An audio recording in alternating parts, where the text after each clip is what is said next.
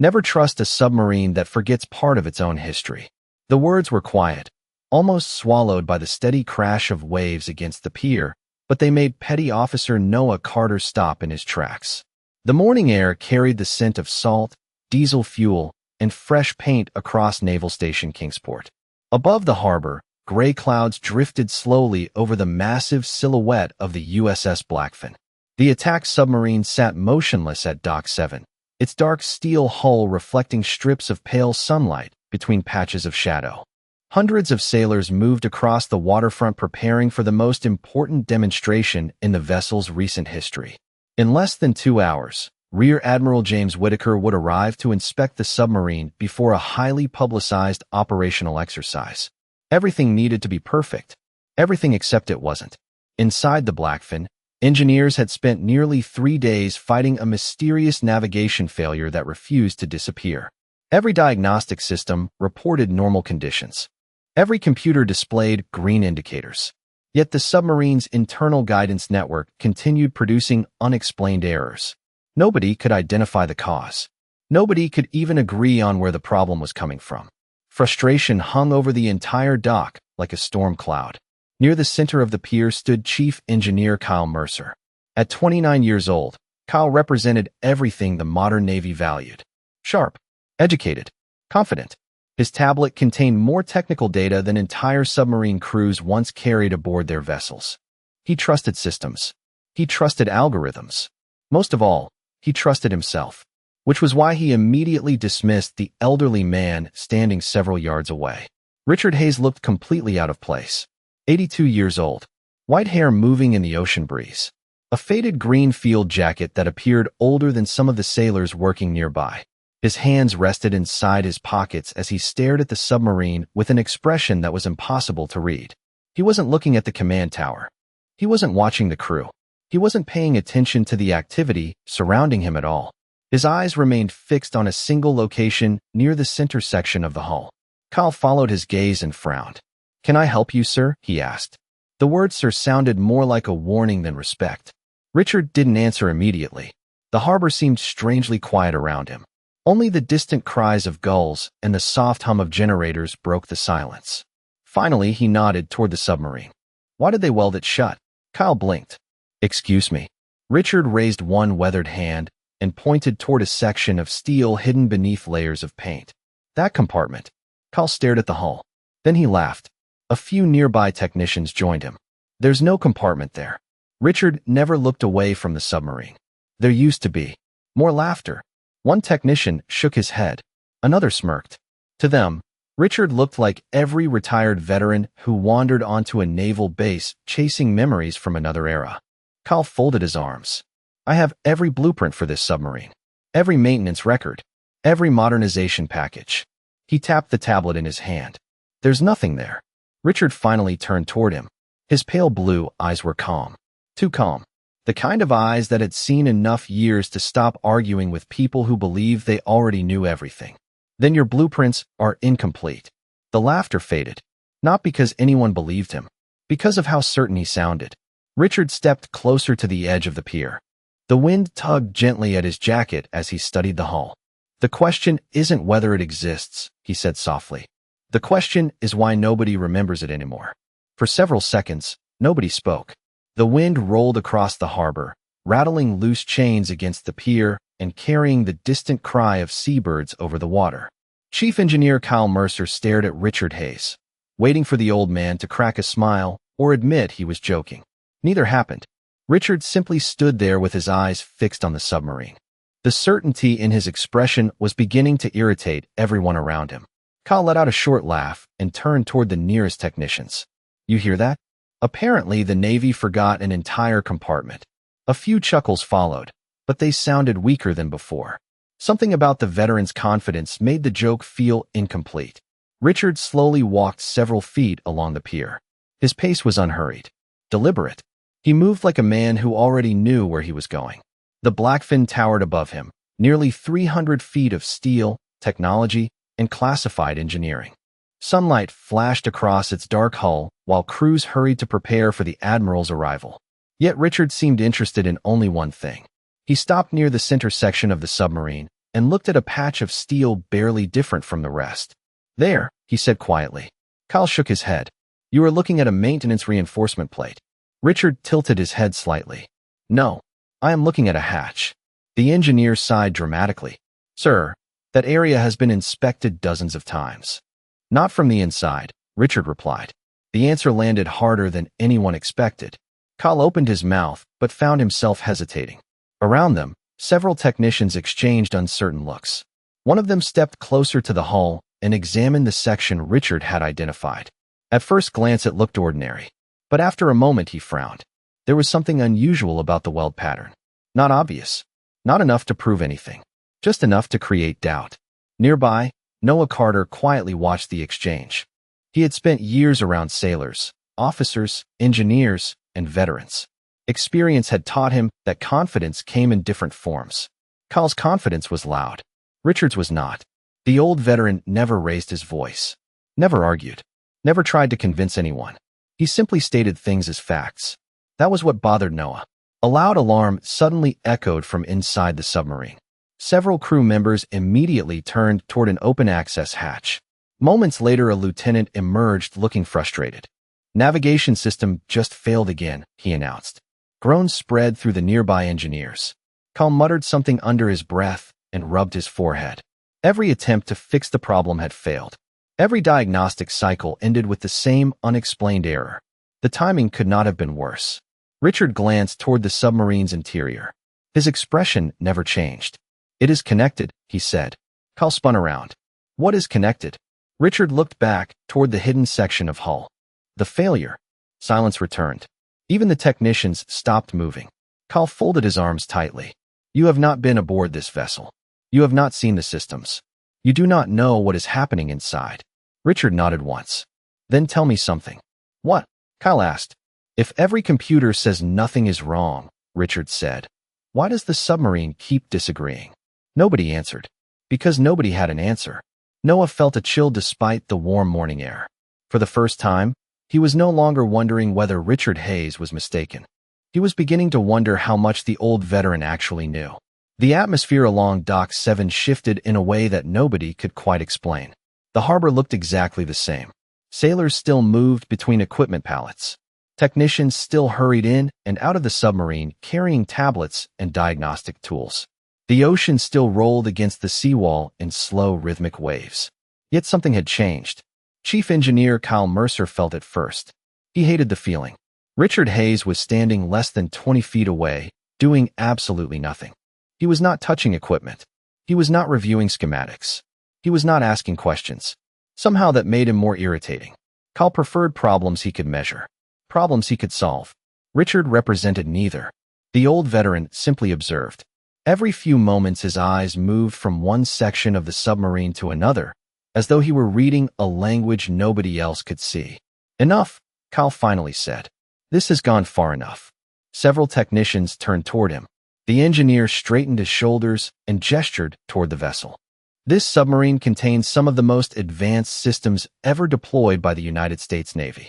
We have engineers, specialists, and manufacturers involved in this project.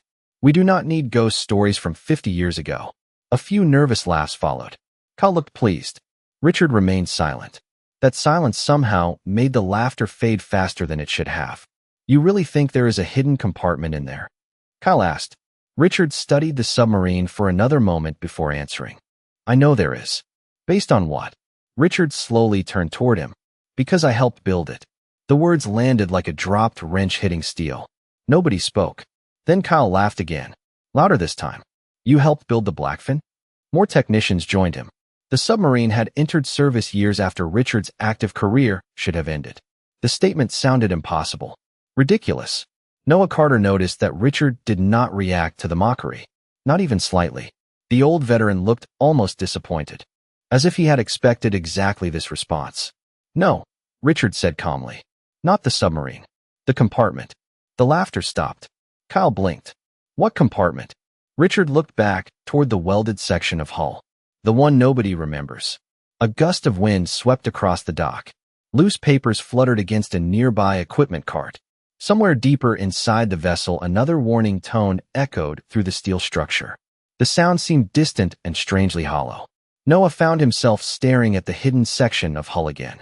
The more he looked at it, the less ordinary it appeared. The weld seams were old, much older than the surrounding metal. Layers of paint concealed most of the details, but certain lines no longer seemed random. They looked intentional, deliberate. His pulse quickened. Kyle noticed Noah watching. "Do not tell me you are buying this." Noah hesitated. "I do not know. There is nothing to know." Kyle pointed toward Richard. "He is guessing." Richard finally spoke again. "Then answer one question." Kyle folded his arms. "Fine." Richard nodded toward the submarine. "When was the last time someone physically inspected that section from the inside?" Kyle opened his mouth. Nothing came out. He looked toward the technicians. They looked at each other. Nobody answered. Maintenance logs covered years. Modernization records covered decades. Yet not one person standing on the dock could remember anyone ever entering that area. Richard's expression never changed. "That is what I thought." For the first time, uncertainty spread through the engineering team. It moved quietly, like fog rolling across dark water. And standing at the center of it all was an 82-year-old veteran who seemed to know far more about the submarine than he should. The next 15 minutes should have returned everything to normal. They did not. Instead, the strange tension spreading across Dock 7 only grew heavier. Sailors continued preparing for the Admiral's visit, but conversations became shorter. More glances drifted toward the section of hull Richard Hayes had identified. Even people who had not heard the entire exchange found themselves looking at it. The human mind had a peculiar weakness. Once someone suggested a mystery existed, it became impossible to stop searching for it. Chief Engineer Kyle Mercer was determined to end the distraction. He marched toward a nearby maintenance station and pulled up a complete structural schematic of the submarine on a large monitor. Blue lines filled the screen.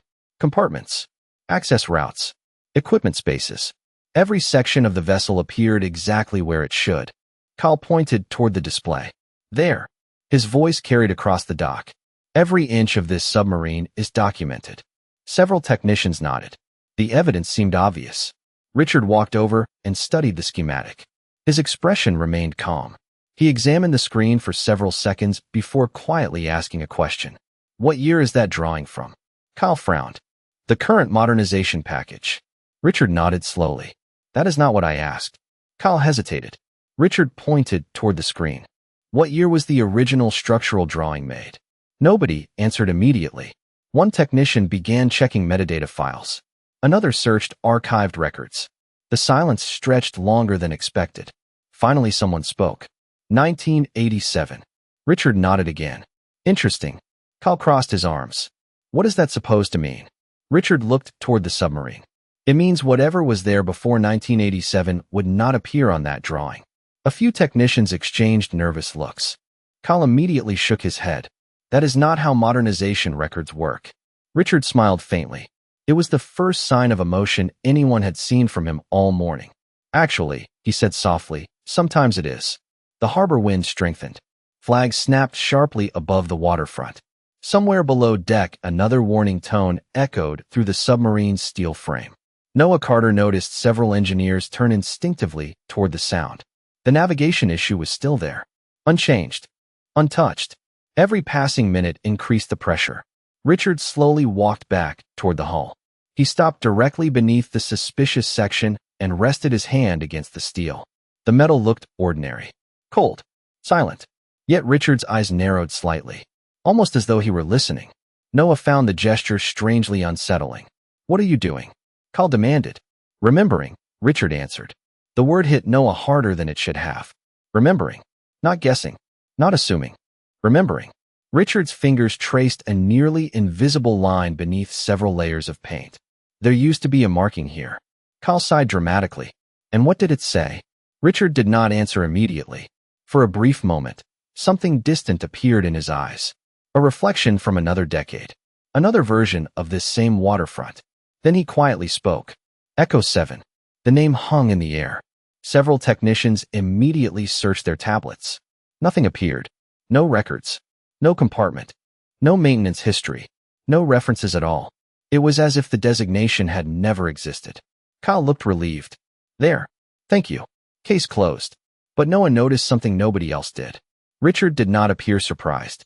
If anything, He seemed disappointed by how completely the records had vanished. Then the old veteran said something that caused every person nearby to stop moving. "If the designation is gone," he said quietly, "then they erased it better than I expected." The statement lingered over the dock long after Richard Hayes finished speaking. Nobody laughed this time. The harbor seemed quieter than before. Even the wind felt different, carrying the scent of salt water and machine oil across the rows of steel vessels tied along the waterfront. Noah Carter could not stop thinking about the way Richard had said it.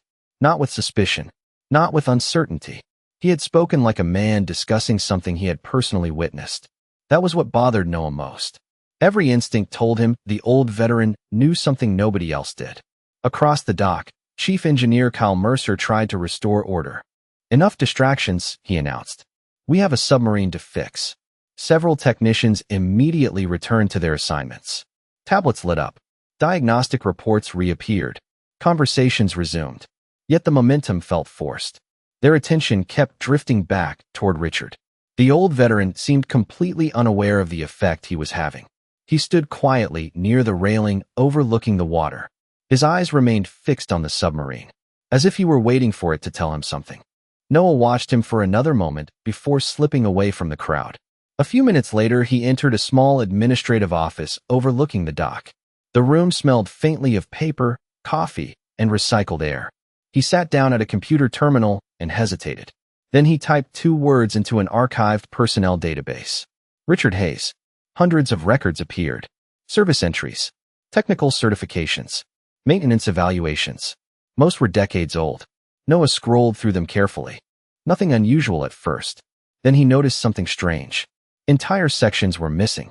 Several years of records appeared heavily restricted despite their age. That alone was unusual. Retired personnel files were rarely protected to that extent. Noah leaned closer to the screen. His curiosity grew. He entered another search term. Echo 7. No results found. He tried again. Compartment Echo 7. No results found. He searched maintenance archives, vessel records, engineering references. Nothing. It was as if the name had never existed. Yet Noah could not shake the feeling that he was looking in the wrong place. He adjusted the search parameters and expanded the time frame further back. Older records began appearing. Decommissioned projects, Cold War programs, historical engineering studies. Then the screen froze for nearly 2 seconds. A security notification appeared. Access restricted. Noah frowned. The message vanished almost immediately, but not before he noticed something hidden beneath it. A designation. Project Silent Tide. His pulse quickened. He clicked the entry. Access denied. He tried again. Same result. The project existed. That alone changed everything. Outside the office window, sunlight reflected across the submarine's hull. Noah stared at the screen. Project Silent Tide. The name sounded familiar somehow. Not from training. Not from official briefings. More like something he had overheard years ago from older sailors discussing stories they were not supposed to know. He quickly opened another search window and entered Richard Hayes again. This time he added the project name. The terminal processed the request. Then a single classified reference appeared before immediately disappearing from view. Noah only had a second to read it. But that was enough. Richard Hayes. Technical Development Team. Silent Tide Initiative. Noah slowly leaned back in his chair. His heart was beating noticeably faster now. Outside, the USS Blackfin sat motionless beneath the morning sky. On the dock below, Richard Hayes still stood facing the submarine. And for the first time, Noah began to suspect that the old veteran was not searching for a forgotten compartment at all.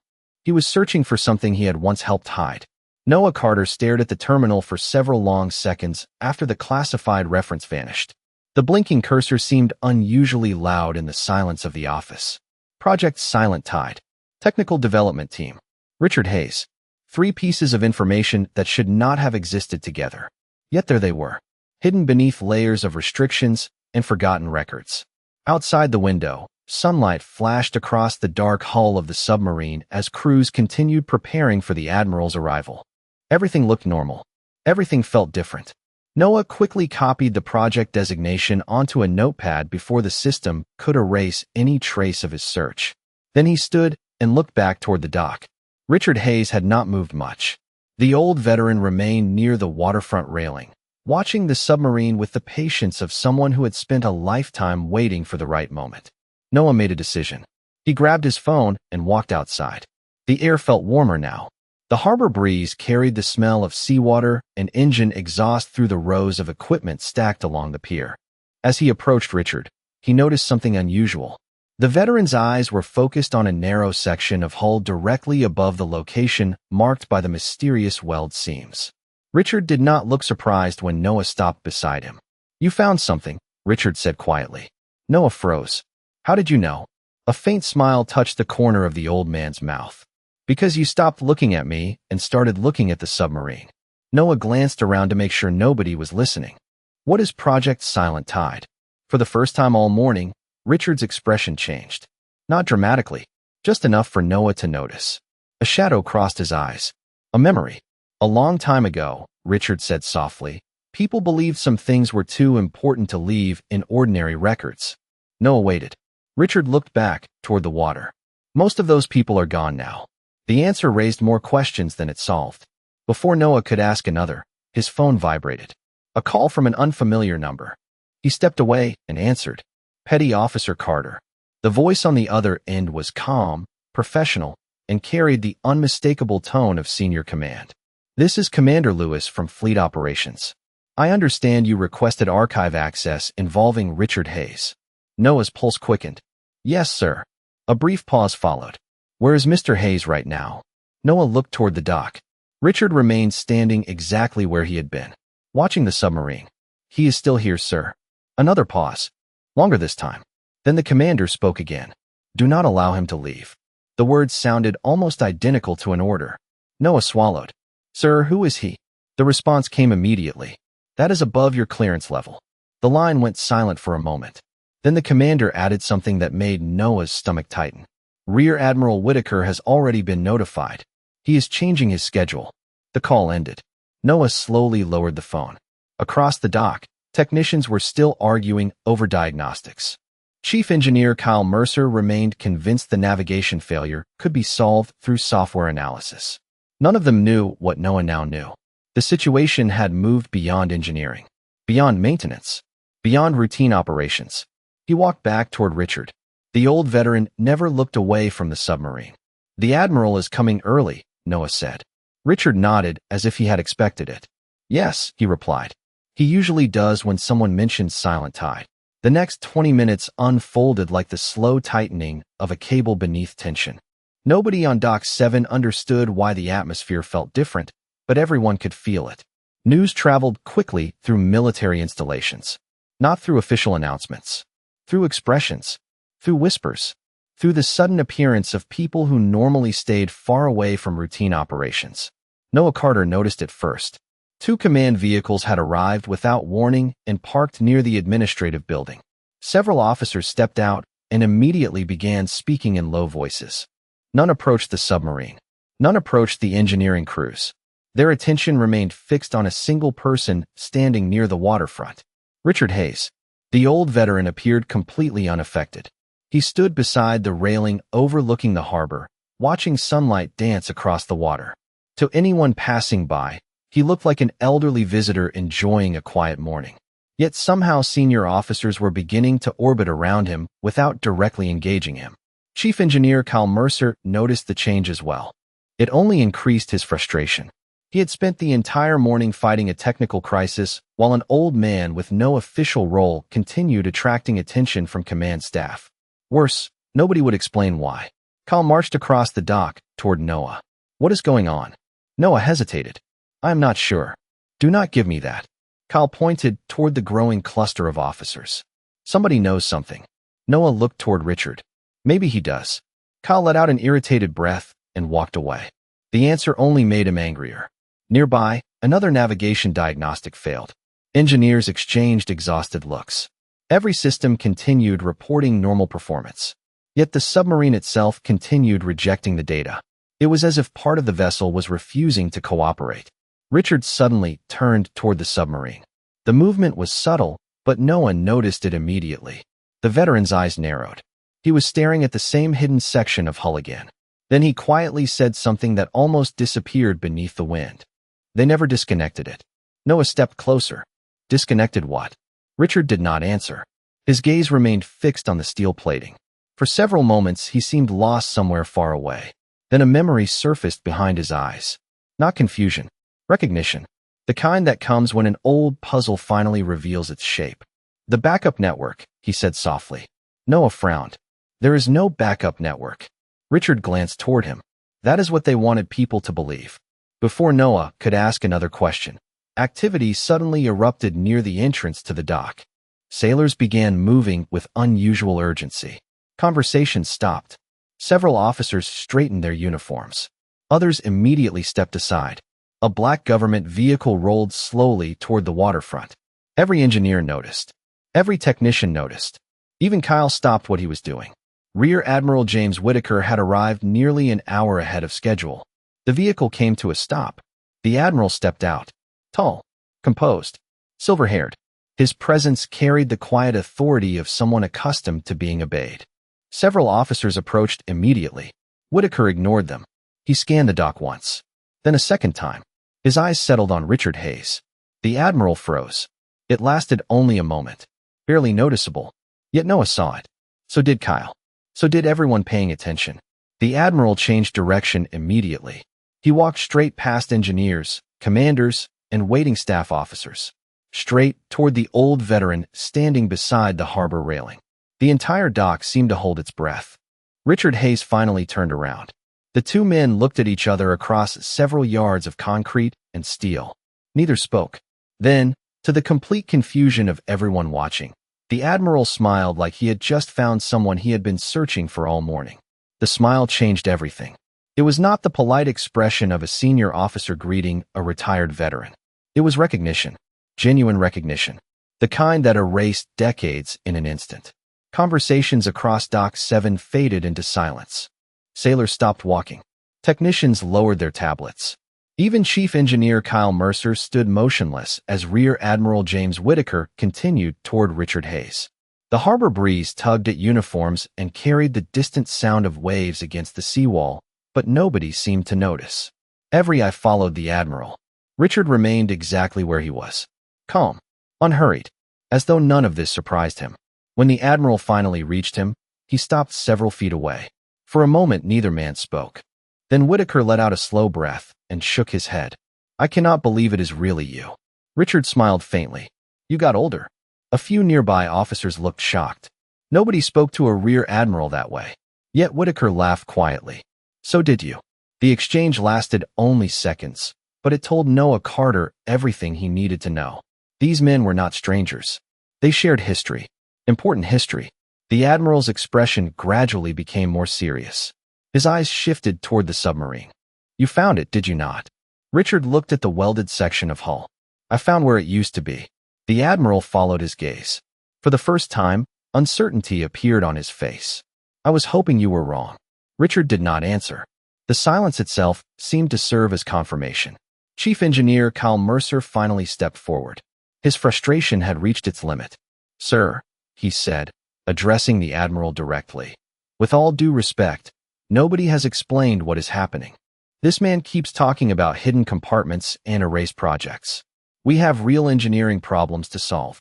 Whitaker slowly turned toward him. The Admiral's expression remained calm, but the temperature of the conversation seemed to drop several degrees. And have you solved them? Kyle hesitated. Not yet. Whitaker nodded. Then perhaps you should listen. The answer hit harder than any argument. Nearby officers exchanged uneasy looks. Kyle's face reddened slightly, but he stepped back. The Admiral returned his attention to Richard. Can you prove it? Richard looked toward the submarine. That depends. On what? Richard pointed toward the suspicious section of hull. Whether somebody still remembers how to open it. A murmur spread through the crowd. Several engineers immediately objected. There was no hatch, no compartment, no documented access point. Every available blueprint supported their position. Yet nobody sounded completely confident anymore. Richard slowly walked toward the submarine. The crowd followed at a distance. Sunlight reflected off the steel hull as he stopped directly beneath the hidden location. For several moments he studied the weathered surface. His hand brushed lightly across layers of paint and corrosion accumulated over decades. Then he pointed toward a spot barely visible beneath the metal plating. There. Everyone leaned forward. The location looked completely ordinary. Nothing distinguished it from the surrounding structure. Chief Engineer Kyle Mercer folded his arms.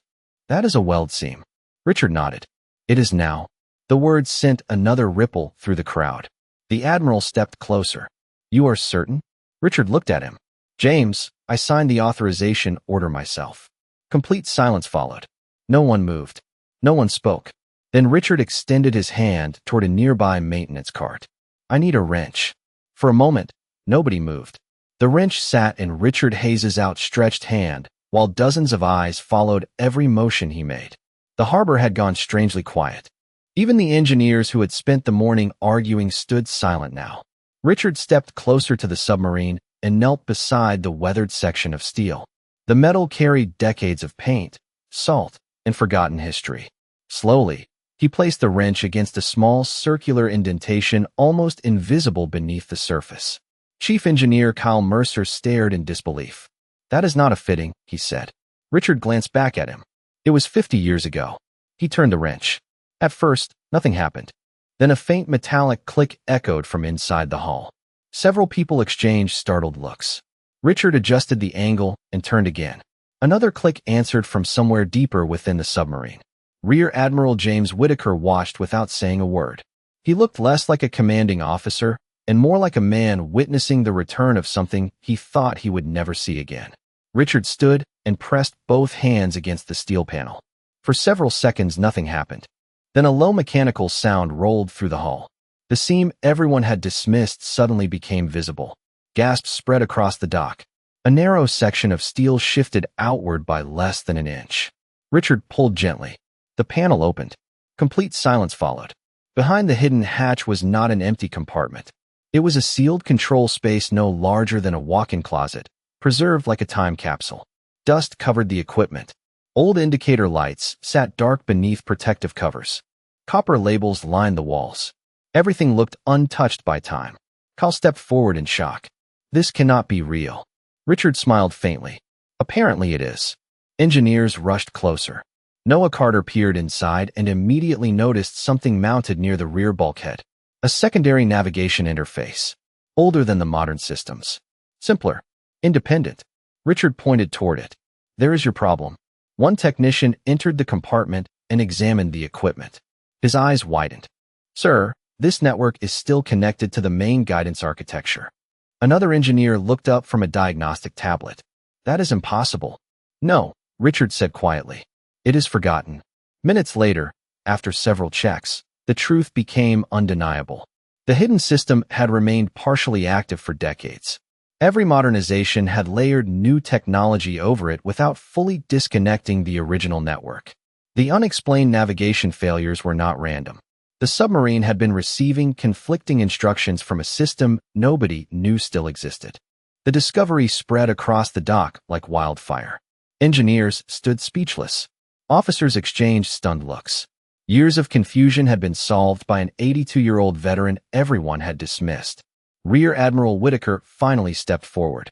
He looked at the compartment, then at Richard. You never told them, did you? Richard shook his head. Nobody asked. The Admiral laughed softly before becoming serious again. He turned toward the gathered sailors and engineers. For those wondering who opened this hatch today, Richard Hayes was one of the architects of Project Silent Tide. The compartment exists because he designed it. Nobody spoke.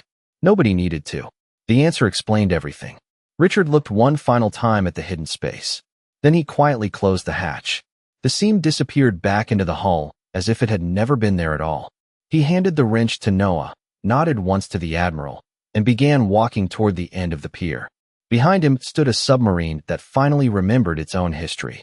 And in the silence that followed, everyone understood the same lesson. Some knowledge does not disappear with time. It simply waits for the last person who remembers where it was hidden.